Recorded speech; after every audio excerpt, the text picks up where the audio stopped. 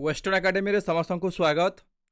पिला माने आज आम आलोचना करवा +2 सेकेंड इयर ओडिया ऑप्शनल तुम जो द्वितीय यूनिट रही सरह सुंदरी यार रचयिता होचंती अच्युतानंद दास। आमे पूर्वर दुईटी क्लास आलोचना कर सारिचे। जो माने आमर पुराना क्लास देखी ना से माने जाइकी आम पुराना क्लास आम यूट्यूब चैनल वेस्टर्न एकेडमी रे देखि पारिबो। जो माने आम वेस्टर्न एकेडमी रे नुआ अछ एवं +2 क्लास करिया पई प्रस्तुत अछ रेगुलर क्लास होउची तो आमर यूट्यूब चैनल को सब्सक्राइब करी रखी था जा फल कि प्रत्येक वीडियोर नोटिफिकेशन तुम पाखक प्रथमे पहुँचब। तेबे आज आमे आलोचना करिबा सरह सुंदरी कविता बाय अच्युतानंद दास हरिवंशरू यह आसीची। ताले एई कवितार आमे आज 3 नंबर क्लास करिबा। 3 नंबर क्लास रे आमे कौन देखिबा ना सरह सुंदरी जो कृष्णंकर जन्मोत्सव पालित हेउची से जगह को आसुची से जगार वर्णना एठी दिया जाउची। देखिबा कौन कहा जाइची जे नीरवे बसी नंद बिलहु छंती आए चहल चहल बाजू अच्छी जे मधुबन पर्वतरु गोमत पर्वत जाए। जे कृष्ण जन्म होइछंती बोली मधुबन पर्वतरु गोमत पर्वत बा गोपपुरर पश्चिम दिगरु पूर्व दिग पर्यंत जो दुईटी पर्वत अच्छी गोटे हूँ गोमत पर्वत एवं गोटे हूँ मधुबन पर्वत। ए उभय पर्वत माने गोपपुरर पश्चिम सीमारु पूर्व सीमा पर्यंत माने सबुआड़े कोलाहल खेली जाइछि जे कृष्ण जन्म होइछि बोली। बारता पाई दूतिका ओइला अति बेगे माने एक कथा सुनी कि सरह सुंदरी नामनी दूतिका अति बेगरे माने अति शीघ्र पहुंची। कौन करजंती द्रहसित होइण आसी मिलिला नंदर आगे माने अल्प अल्प हसी द्रहास्य अल्प अल्प हसिकी से आसी नंद मंदिर रे बा नंदंक आगरे पहुंची। तापरे कौन कहते कवि देखिबा यशोदा को बधाई मागिला अवनीले तुरीते मिलिला जाई गोविंदर दली तले। जे यशोदा जेहेतु तांकर माता यशोदा को कौन मागुची ना माने मिलिबा पाई माने अनुरोध करुची जे मु कृष्णंक सहित देखा करिबी। तेणु तापरे यशोदा तांको आज्ञा देला परे तुरीते कहिले शीघ्र हैला मिलिला जाई गोविंदर दली तोले। गोविंद जोठी सोईथिले कृष्ण जोठी जो दली रे सोईथिले से दली को किए पहुंचिले ना सरह सुंदरी दूतिका पहुंचिला। देखिला उद्यान शाही होई पड़ुछंती देवहरी। देखिला उद्यान शाही होई पहुडुछंती देवहरी माने सोईछंती कृष्ण सोईछंती। ए अवस्था दूतिका देखिची संपूर्ण चंद्रमा उईछि की महाघोर तिमिरी माने चंद्रमा कौन उईछि की अंधार रे जह्न कौन उईछि की कृष्ण सोईथिबा स्थान से भली देखा जाउची। तापरे कौन कहते चारि पासे बेढ़ी परी चारि वृंद कृष्णंकर चारि पाखरे परिचारिका वृंद घेरिकी बसिछंती। तापरे कौन कहते ରତ୍ନ ପଳଙ୍କ ଉପରେ ବିଜେ କରିଅଛନ୍ତି ଗୋବିନ୍ଦ। ଯେ ରତ୍ନ ପଳଙ୍କା ଉପରେ ଗୋବିନ୍ଦ କହିଲେ ଶ୍ରୀକୃଷ୍ଣ, ରତ୍ନ କହିଲେ ସୁନାର ପଳଙ୍କରେ ଶ୍ରୀକୃଷ୍ଣ ଶୋଇଛନ୍ତି ଏବଂ ତାଙ୍କର ଚତୁଃପାର୍ଶ୍ୱରେ ପରିଚାରିକା କହିଲେ ତାଙ୍କର ଶ୍ରୀକୃଷ୍ଣଙ୍କୁ ସେବା ଶୁଶ୍ରୂଷା ପାଇଁ ନିୟୋଜିତ ହେଇଥିବା ସେବିକାମାନଙ୍କୁ ଏଠାରେ ପରିଚାରିକା ବା ଆମର ବର୍ତ୍ତମାନ କଥାରେ ଯଦି କହିବା ଚାକର ଚାକିରାଣୀ। ଠିକ୍ ଅଛି। ଛାମୁରେ ଯଶୋବନ୍ତୀ ଧାତ୍ରୀଗଣ ସହିତେ ଖଟ ଦୋଳି ଧରି ଉଭା ହୋଇଛନ୍ତି ଯେ ଯାହାର ମତେ। ପାଖରେ ଯଶୋବନ୍ତୀ ଏବଂ ସେ ଯେଉଁ ଧାଇମାନଙ୍କ ସହିତ ଯେଉଁ ଜନ୍ମ ହେଲେ ଆଗରୁ ପିଲାମାନେ ଧାଇମାନେ ରହୁଥିଲେ, ତେଣୁ ଧାଇମାନଙ୍କ ସହିତ ଶ୍ରୀକୃଷ୍ଣଙ୍କର ମାତା ଯଶୋବନ୍ତୀ ଯାଇକି ସେଠାରେ ଉପସ୍ଥିତ ହୋଇଛନ୍ତି ଦୋଳି ଧରିକି। ଚନ୍ଦ୍ରକୁ ଆବରି ଯେସନେକ ଉଦୟ ନକ୍ଷତ୍ର ପନ୍ତି କୃଷ୍ଣଙ୍କୁ ବେଢ଼ି ଗୋପୀମାନେ ବସନ୍ତି ସେହି ମତି। ଯେ କ'ଣ କହିଲେ, ଗୋଟେ ସୁନ୍ଦର ଉପମାଟିଏ ଦେଇଛନ୍ତି କବି, ଯେ ଚନ୍ଦ୍ରକୁ ଆବରି ଯେସନେକ ଉଦୟ ନକ୍ଷତ୍ର ପନ୍ତି, ଯେ ନକ୍ଷତ୍ର ସମୂହ ଯେଭଳି ଚନ୍ଦ୍ରକୁ ଆବରି କରି, ତମାନେ ଦେଖିଛ ରାତ୍ରି ସମୟରେ ଚନ୍ଦ୍ର ଉଅନ୍ତି ଏବଂ ତାର ଚାରିପାଖରେ କ'ଣ ନକ୍ଷତ୍ର, ତାରା ନକ୍ଷତ୍ର ଗୁଡ଼ାକ ଥାନ୍ତି। ଠିକ୍ ସେଇଭଳି ଭାବରେ ଗୋପୀମାନେ, କୃଷ୍ଣ ଯଦି ଏଠାରେ ଚନ୍ଦ୍ର ହୁଅନ୍ତି ତାହେଲେ ଗୋପୀମାନେ ହେଉଛନ୍ତି ଏଠାରେ ନକ୍ଷତ୍ର। ତେଣୁ ନକ୍ଷତ୍ରକୁ ଯେଭଳି ଭାବରେ, ମାନେ ଚନ୍ଦ୍ରକୁ ଯେଭଳି ଭାବରେ ଚାରିପାର୍ଶ୍ୱରେ ନକ୍ଷତ୍ରମାନେ ବେଢ଼ି ରହିଥାନ୍ତି, ଠିକ୍ ଅନୁରୂପ ଭାବରେ ଗୋପୀଙ୍କୁ ବା ଗୋପୀମାନେ ଶ୍ରୀକୃଷ୍ଣଙ୍କୁ ବେଢ଼ି ରହିଛନ୍ତି। ସୁନ୍ଦର ଉପମା ଏଠି କବି ଦଉଛନ୍ତି। ନେକ୍ସଟ କ'ଣ କହୁଛନ୍ତି? ବିକଚ ପଦ୍ମବନ ଭିତରେ ଯେସନେକ ରାଜହଂସ ମେଳା, ତେସନେକ ନନ୍ଦ ମନ୍ଦିରେ ଦିଶନ୍ତି ଯଶୋଦାଙ୍କ ବଳା। ଯେ ବିକଚ ପଦ୍ମବନ ଭିତରେ ଯେସନେକ ରାଜହଂସ ମେଳା, ଯେ ପଦ୍ମବନରେ ମାନେ ପଦ୍ମ ପୁଷ୍ପିତ ପୁଷ୍କରିଣୀରେ ବା ପଦ୍ମବନରେ ଯେଭଳି ରାଜହଂସଟିଏ ପହଁରୁଥାଏ, ଯେଭଳି ଦୃଶ୍ୟମାନ ହେଉଥାଏ, ଠିକ୍ ସେହିଭଳି ଭାବରେ ଏଠି କବି କ'ଣ କହୁଛନ୍ତି? ତେସନେକ ନନ୍ଦ ମନ୍ଦିରେ ଦିଶନ୍ତି ଯଶୋଦାଙ୍କ ବଳା। ଯେ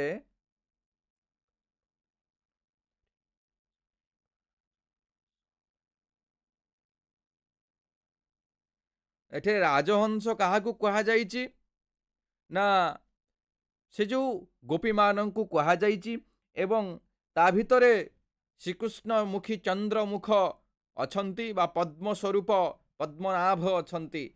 ସେହିଭଳି ଭାବରେ ପଦ୍ମବନରେ ଯେଭଳି ଭାବରେ ରାଜହଂସ ମାନେ ବିଚରଣ କରୁଥିଲେ, ମେଳା କଲେ, ମାନେ ଗୋଟେ ମେଳା ହେଲେ ଯେଭଳି ଭାବରେ ପଦ୍ମବନ ଶୋଭା ଦେଖାଯାଏ, ନନ୍ଦର ମନ୍ଦିର ସେଭଳି ଦେଖାଯାଉଛି ଶ୍ରୀକୃଷ୍ଣ ଏବଂ ରାଜହଂସ ସ୍ୱରୂପ କିଏ ନା ଏ ଯେଉଁ ଗୋପୀମାନେ ଅଛନ୍ତି। ତାପରେ କ'ଣ କହୁଛନ୍ତି?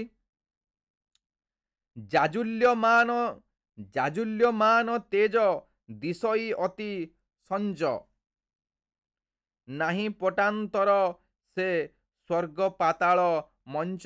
ଯେ ଏମାନଙ୍କର ଶୋଭା ରାଶି ଯେତେ ଜାଜୁଲ୍ୟମାନ ଦେଖାଯାଉଛି, ଯେତେ ତେଜିଆନ ଦେଖାଯାଉଛି, ଯେ ସ୍ୱର୍ଗ ମର୍ତ୍ତ୍ୟ ପାତାଳରେ ଯଦି ଆମେ ତୁଳନା କରିବା ତାହେଲେ ମଧ୍ୟ ଅତୁଳନୀୟ, ମାନେ ତାପରେ ମଧ୍ୟ କମ୍ ପଡ଼ିଯିବ, ଏଭଳି ଭାବରେ ଶୋଭା ଦେଖାଯାଉଛି।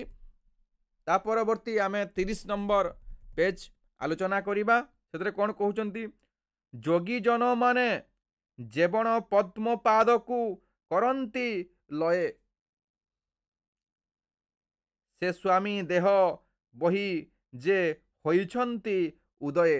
ଯେ ଯୋଗୀଜନ ମାନେ ତ୍ରେତୟା ଯୁଗ ଠାରୁ ଦ୍ୱାପର ଯୁଗ ପର୍ଯ୍ୟନ୍ତ ଯୋଗୀମାନେ ଯାହାର ପଦ୍ମପାଦକୁ ଆଶ୍ରୟ କରି ଶିବ ସ୍ୱୟଂ ବ୍ରହ୍ମା ମଧ୍ୟ ଯାହାର ଚରଣଶ୍ରୀ ତ ଧୂଳି ପାଇପାରି ନାହାନ୍ତି, ସେଇ ଭଗବାନ, ସେଇ ଯେଉଁ କୃଷ୍ଣ କୁହନ୍ତି ଯେ ମୁଁ ଯୋଗୀମାନଙ୍କର ହୃଦୟ ନାହିଁ,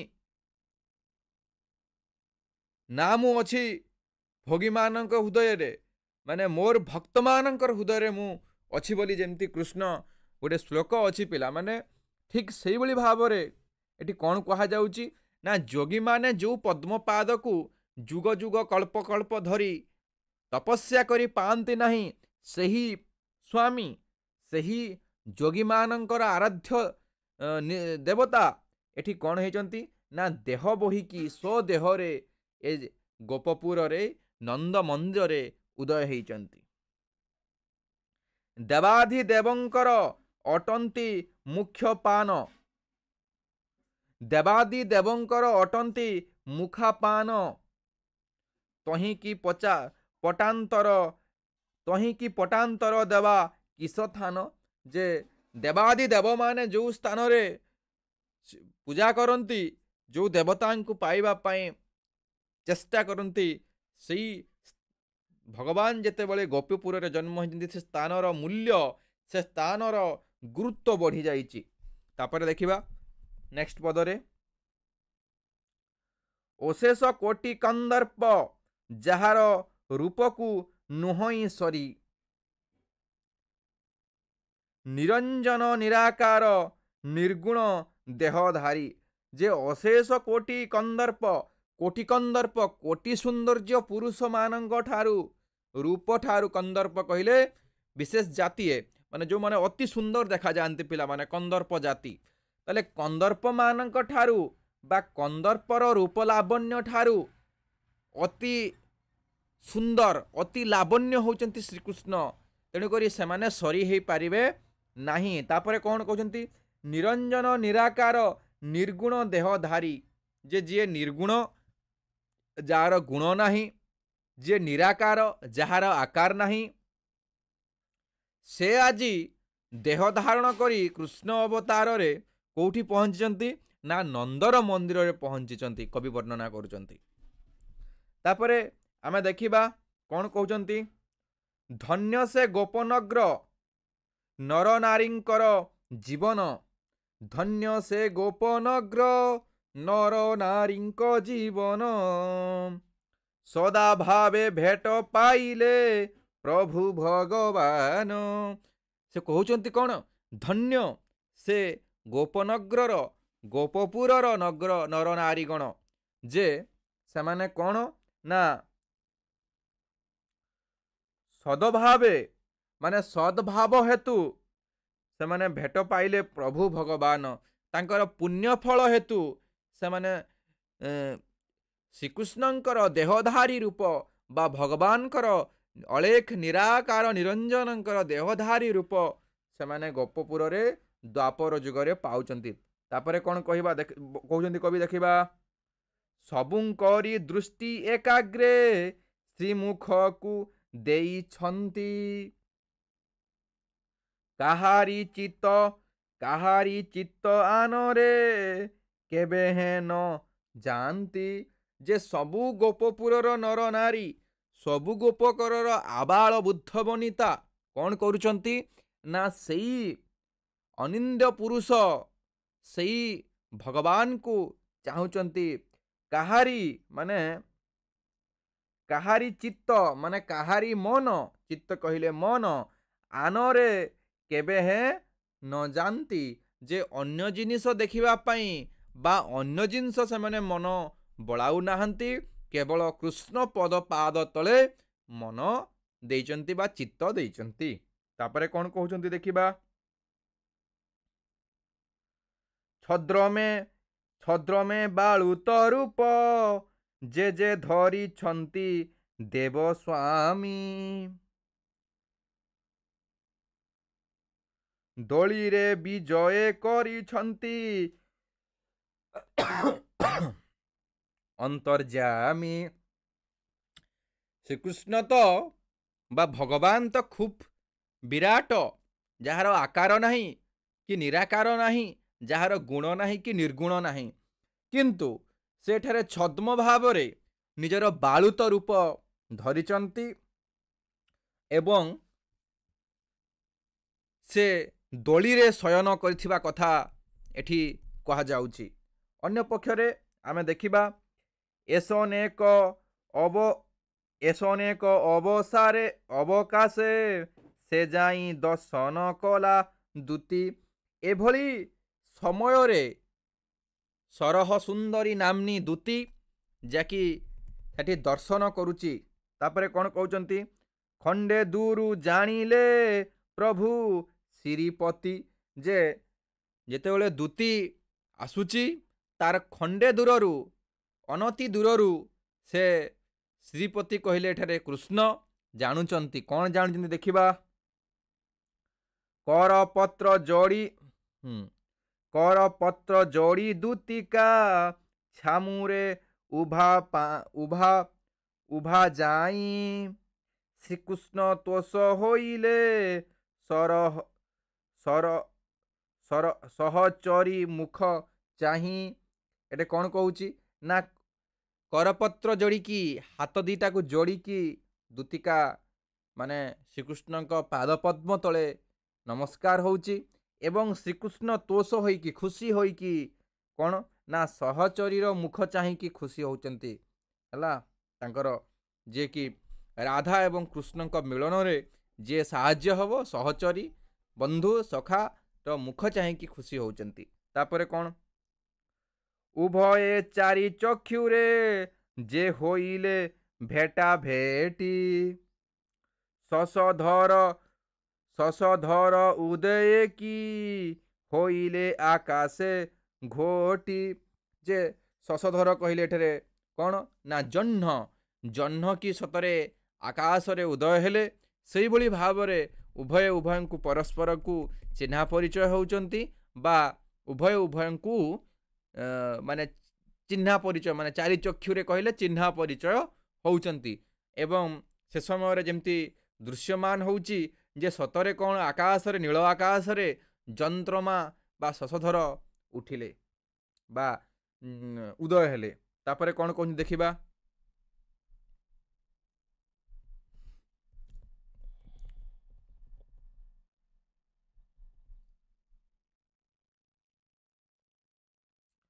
ତାପରେ କ'ଣ କୁହାଯାଉଛି,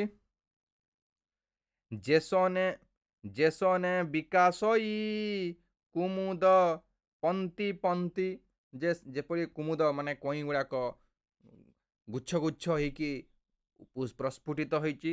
ଶ୍ରୀକୃଷ୍ଣଙ୍କୁ ଚାହିଁ ଦୂତି ଆନନ୍ଦ ହୁଅନ୍ତି। ଯେତେବେଳେ ଯେମିତି ଚନ୍ଦ୍ରର ମୁଖକୁ ଦେଖି କଇଁ ଫୁଲ ଗୁଡ଼ାକ ରାତ୍ରିରେ ପ୍ରସ୍ଫୁଟିତ ହୁଅନ୍ତି, ଠିକ୍ ସେଇଭଳି ଭାବରେ ତମାନେ ଜାଣିଛ ପିଲାମାନେ ଯେ ଆମର ପରମ୍ପରାରେ ବା ଆମ ପ୍ରକୃତିରେ ଯେ ସୂର୍ଯ୍ୟକୁ ଦେଖିଲେ ପଦ୍ମଫୁଲ ଫୁଟେ ବା ସୂର୍ଯ୍ୟ ଉଇଁଲେ ଦିନବେଳା ପଦ୍ମଫୁଲ ଫୁଟେ ଏବଂ ରାତ୍ରି ସମୟରେ ଚନ୍ଦ୍ରକୁ ଦେଖିଲେ ବା ଶଶଧରକୁ ଦେଖିଲେ କ'ଣ ଉଠେ ନା କଇଁ ଫୁଲ ଫୁଟେ। ତ ଠିକ୍ ସେଇଭଳି ଭାବରେ ଯେମିତି କୃଷ୍ଣ ରୂପକ ଚନ୍ଦ୍ର ଦୂତି ରୂପକ କଇଁକୁ ଦେଖିଛନ୍ତି ଏବଂ ଦୂତି ରୂପକ ଆନନ୍ଦରେ ଫୁଟି ଉଠୁଛି, ଏମିତି କବି ଗୋଟେ ଚମତ୍କାର ବର୍ଣ୍ଣନା ଦେଇଛନ୍ତି। ତାପରେ ଦେଖିବା, ଭୋଦେବ କୃଷ୍ଣ ଆଜ ତୋତେ ଦେଖି ନିସ୍ତରିଲି, ଏ ମୋହର ପାତକ ସମ୍ପଡ଼େ ନାଶ କଲି। ଯେ ହେ କୃଷ୍ଣ ଭଗବାନ, ମୁଁ ତୁମକୁ ଦର୍ଶନ କରି ଆଜି ମୋର ପାପ ନାଶ କଲି ବା ମୁଁ ଯେଉଁ ପାପ ସବୁ ଅର୍ଜନ କରିଥିଲି ତାହା କ'ଣ ହେଲା ନା ଆଜି ଧୋଇ ହେଲା ବା ମୁଁ ତୁମକୁ ଦେଖିକି ଆଜି ନିସ୍ତାର ପାଇଲି। କୋଟି ଜନ୍ମର ଯେଉଁ ପାପ କରିଥିଲି, ମୁଁ ଯେଉଁ ପାପ ଜୀବନ ବିତାଉଥିଲି, ତାହା ତୁମକୁ ଦର୍ଶନ ମାତ୍ରେ ମୋର କୋଟି ଜନ୍ମର ଶୁଭ ଫଳ ବା ପୁଣ୍ୟ ଫଳ ମୁଁ ଲାଭ କଲି ବା ନିସ୍ତରି ଗଲି ବୋଲି କବି ବର୍ଣ୍ଣନା କରୁଛନ୍ତି। ତାପରେ ସେ କ'ଣ କହୁଛନ୍ତି, କଳପାଧି ପୁରୁଷ ତୁ ଦେବାଧି ଦେବତା ଦେବାଧି ଦେବରାଜ ବ୍ରହ୍ମା ଇନ୍ଦ୍ର ଗଙ୍ଗାଧର କରନ୍ତି ପାଦ ପୂଜା।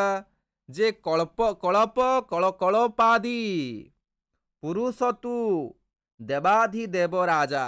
ଯେ ତୁ କଳ୍ପାଦି ମାନେ କଳ୍ପ କହିଲେ ଚାରି ଯୁଗକୁ ପିଲେ ଗୋଟିଏ କଳ୍ପ କୁହନ୍ତି। ଯେ କଳ୍ପ କଳ୍ପ ପର୍ଯ୍ୟନ୍ତ ବଞ୍ଚି ପାରନ୍ତି, ଯେ ସବୁ ଯୁଗରେ ଅମର, ଯାହାଙ୍କର ଆତ୍ମା ଅମର, ତାକୁ କ'ଣ କୁହାଯାଏ ନା କଳ୍ପାଧି ପୁରୁଷ। ଆମ ପୁରୀରେ ଗୋଟେ କଳ୍ପବଟ ଅଛି, ଯେ ଯୁଗରୁ ଯୁଗାନ୍ତର ପର୍ଯ୍ୟନ୍ତ ଯେଉଁ ବଟଟି ବଞ୍ଚି ରହେ ତାକୁ ଆମେ କଳ୍ପବଟ କହୁ। ପୁରୀରେ ତାହା ଅଛି ପିଲାମାନେ। ତାହେଲେ କ'ଣ କହୁଛନ୍ତି ନା ତୁ କଳ୍ପାଧି ପୁରୁଷ, ମାନେ କଳ୍ପରୁ କଳ୍ପାନ୍ତର ପର୍ଯ୍ୟନ୍ତ ତୁ ବଞ୍ଚିପାରୁ। ମୁଁ ତୁମକୁ କହୁଥିଲି ଯେ କଳ୍ପ କହିଲେ କ'ଣ ନା ଚାରି ଯୁଗକୁ ଗୋଟିଏ କଳ୍ପ କୁହାଯାଏ। ତେଣୁ କଳ୍ପ କଳ୍ପ ପର୍ଯ୍ୟନ୍ତ ଧରି ବଞ୍ଚୁଥିବା ବ୍ୟକ୍ତି ହେଉଛନ୍ତି ଭଗବାନ। ତାପରେ କ'ଣ କହୁଛନ୍ତି, ତୁ ହେଉଛୁ ଦେବାଧି ଦେବ, ମାନେ ଦେବତା ମାନଙ୍କର ରାଜା। ଦେବତା ମାନେ ତତେ ସମସ୍ତେ ପୂଜା କରନ୍ତି। କିଏ କିଏ ପୂଜା କରନ୍ତି ତାଙ୍କର ନାଁ ମଧ୍ୟ କବି କହୁଛନ୍ତି ନା ବ୍ରହ୍ମା ଇନ୍ଦ୍ର ଗଙ୍ଗାଧର କରନ୍ତି ପାଦ ପୂଜା। ବ୍ରହ୍ମା ଇନ୍ଦ୍ର, ଦେବତା ମାନଙ୍କର ରାଜା ହେଉଛନ୍ତି ଇନ୍ଦ୍ର ଏବଂ ବ୍ରହ୍ମା ହେଉଛନ୍ତି ପିତାମହ ବ୍ରହ୍ମା। ଏଠାରେ ଗଙ୍ଗାଧର କହିଲେ ପିଲାମାନେ ଶିବ। ଯିଏ ଗଙ୍ଗାଧର କାହିଁକି କୁହାଯାଏ ନା ଶିବ ଯେତେବେଳେ ଭାଗୀରଥୀ ଗଙ୍ଗାକୁ ସ୍ୱର୍ଗପୁରରୁ ଆଣିଲେ, ସେ ସମୟରେ ସେ ଚିନ୍ତା କଲେ ଯେ ଯଦି ମୁଁ କୌଣସି ପର୍ବତ ବା କୌଣସି ମାଟିରେ ଆମ ଭୂପୃଷ୍ଠରେ ପକାଇବି ତାହେଲେ କ'ଣ ହେବ ନା ସେଠି ବିରାଟ ଗର୍ତ୍ତ ସୃଷ୍ଟି ହେବ। ତେଣୁକରି ସେ ଶିବଙ୍କୁ ରିକ୍ୱେଷ୍ଟ କଲେ ବା ଅନୁରୋଧ କଲେ। ଶିବଙ୍କର ମଥା ଦେଇକି ମଥା ଭିତରେ ତାଙ୍କର ଅନେକ ଗୁଡ଼େ ଚୁଟି ଅଛି। ତେଣୁ ସେ ଚୁଟି ଭିତରେ ଗଙ୍ଗା କ'ଣ ହେଲା ନା ଧୀରେ ଧୀରେ ପଡ଼ିଲା ତଳେ, ଯାହାଫଳରେ କି ମାନେ ଖୁବ୍ ଗୋଟେ ବଡ଼ ଗର୍ତ୍ତ ସୃଷ୍ଟି ହେଲା ନାହିଁ। ତେଣୁକରି ତାଙ୍କର ତମେ ଜାଣିଥିବ ଯେ ଶିବ କେବଳ ବିଷ ଖାଇ ନାହାନ୍ତି, ବିଷ ପାନ କରିନାହାନ୍ତି, ସେ ଗଙ୍ଗାଧର, ଗଙ୍ଗାକୁ ସେ ମୁଣ୍ଡରେ ଧାରଣ କରିଛନ୍ତି। ତାପରେ କ'ଣ କୁହାଯାଉଛି, ନିରାକାର ପୁରୁଷ ନିର୍ମଳ ଜ୍ୟୋତିର୍ମୟ। ଯେ ନିରାକାର ପୁରୁଷ, ଯାହାର ଆକାର ନାହିଁ ଏବଂ ନିର୍ମଳ ଅତି ସ୍ୱଚ୍ଛ ଜ୍ୟୋତିର୍ମୟ ପୁରୁଷ ହେଉଛନ୍ତି ଭଗବାନ। ତାପରେ ସେ କ'ଣ କହୁଛନ୍ତି, ମେଳେଛାଦି ମୁକତି ନିମନ୍ତେ ହୋଇଛି ଉଦୟ। ଯେ ମେଳେଛମାନଙ୍କୁ ନାଶ କରିବା ପାଇଁ ବା ପାପୀମାନଙ୍କୁ ନାଶ କରିବା ପାଇଁ ଏ ପୃଥିବୀରେ ମେଳେଛାଦି ନାଶନ ପାଇଁ କୃଷ୍ଣ ଜନ୍ମ ହେଇଛନ୍ତି। ତମମାନେ ପିଲାମାନେ ଜାଣିଛ ଯେ ମେଳେଛ କହିଲେ ପାପୀ ବା ଯେଉଁମାନେ ପୃଥିବୀରେ ବିଭିନ୍ନ ପାପ ଭାରା ସୃଷ୍ଟି କରନ୍ତି ବା ପାପ ଭାରାରେ ଆକ୍ରାନ୍ତ କରନ୍ତି ପୃଥିବୀକୁ, ସେମାନଙ୍କୁ ମ୍ଲେଚ୍ଛ କୁହାଯାଏ। ତେଣୁକରି କୃଷ୍ଣ କଂସ ରୂପକ ମ୍ଲେଚ୍ଛକୁ ନାଶ କରିବା ପାଇଁ, ଅଢ଼ା ଶକଟା ବକାସୁରକୁ ନାଶ କରିବା ପାଇଁ ଦେବତୀଙ୍କର ଅଷ୍ଟମ ଗର୍ଭରେ ଜନ୍ମ ହେଇଥିଲେ ଏବଂ ଦେବକୀଙ୍କର ଅଷ୍ଟମ ଗର୍ଭରେ ଜନ୍ମ ହେବା ପରେ ସେ ଆସିକି ନନ୍ଦ ମନ୍ଦିରରେ ବା ଗୋପପୁରର ରାଜା ନନ୍ଦରାଜା ଏବଂ ରାଣୀ ଯଶୋଦାଙ୍କର କୋଳରେ ଲାଳିତ ପାଳିତ ହେଇଥିଲେ। ତେଣୁ କୃଷ୍ଣଙ୍କର ଜନ୍ମ ଉତ୍ସବ ପ୍ରସଙ୍ଗ ଏଠାରେ ବର୍ଣ୍ଣନା କରାଯାଇଛି।